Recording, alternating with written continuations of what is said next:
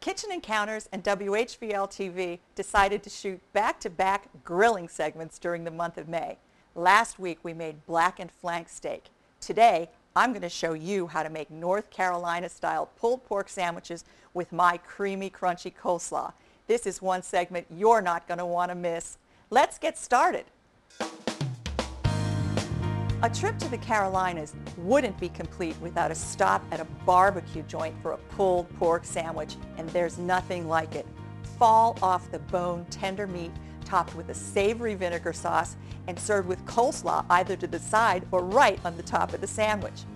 The spice blend they use is pretty unique, but it's also very simple. A mixture of 5 little ingredients: black pepper, red pepper, paprika, dry mustard, and salt.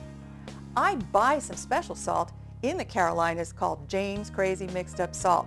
This contains garlic and onion as well.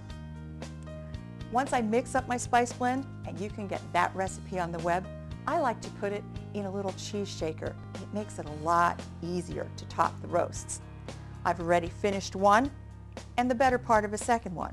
My roasts were placed in the pan, fat side up. That's important, even on the grill or in the smoker, fat side up. I'm going to liberally, and I mean liberally, sprinkle the top of this roast with my spice blend. The trick to this, folks, is you got to get your hands down and dirty with the meat.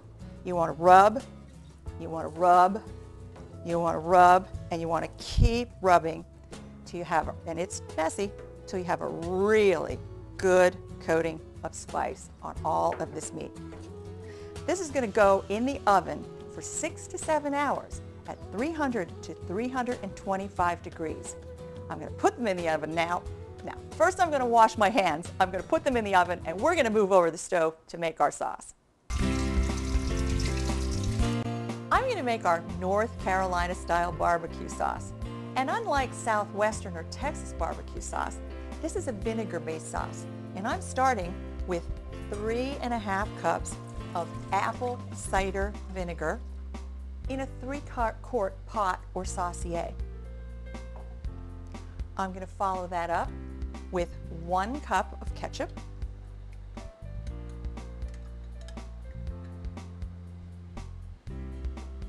3/4 to 1 cup of yellow ballpark or table mustard.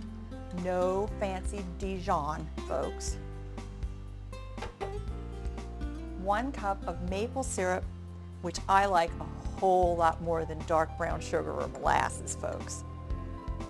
And for my spices, I have bay leaves, red pepper flakes, and more Jane's Crazy Mixed Up Salt. For a secret ingredient, I like to add about 1/2 teaspoon of hickory flavored liquid smoke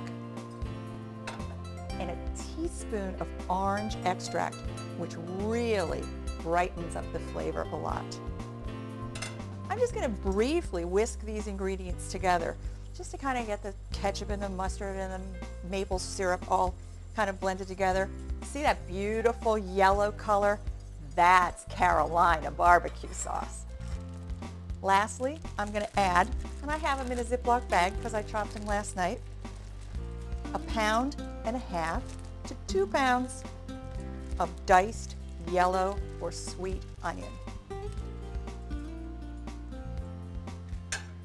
Stir this all together. Bring it to a simmer. Partially cover it. Let it cook for about 45 minutes. I'm going to go check on my meat. The pork is done, and I've started pulling the first roast apart, and it is just wonderful. Wait till you see how easy, look at this, how easy the bone comes right out of the center of this meat. If this doesn't look wonderful, I do not know what does. Look at that. So once you've discarded the bones, it's all down to pulling the pork into little shreds, bite-sized shreds that are going to be just wonderful on your sandwich. And don't get rid of any of this crispy outer crust, which they call the bark. That's like the prize in the Cracker Jack box. I'm just going to finish pulling all this pork, and in a minute or so, we're going to be ready to add our sauce, and it'll be time to eat. The pork is pulled, and the sauce is steaming hot. All I'm going to do is pour all of this glorious barbecue sauce over all of this beautiful pork. I'm going to give it a brief stir, and then what I'm going to do is I'm going to cover this pan with aluminum foil, and I'm going to let it sit for about 20 minutes to allow all of the pork to absorb all of this sauce. And then we're going to make our sandwiches and eat. Last week it was quick and hot over an open flame for a steak. This week it's low and slow for true Southern barbecue. These are two menus that are going to keep you cooking outside all summer long. For these and all of my recipes, just go to my website,